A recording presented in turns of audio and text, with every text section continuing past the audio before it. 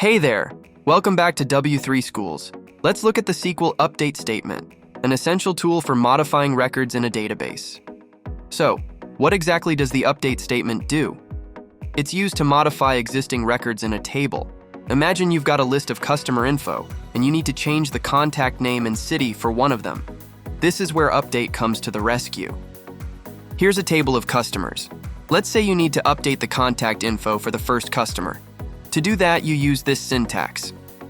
The syntax is simple.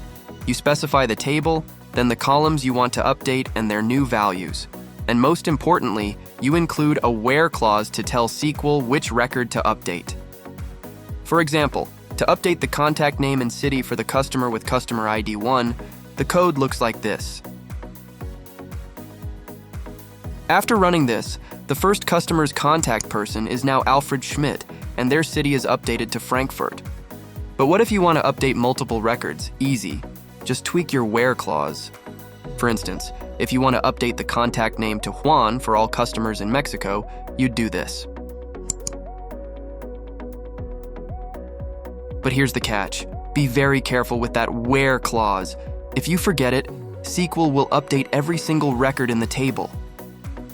Omitting the where clause means everyone's contact name becomes Juan, and that might not be what you want.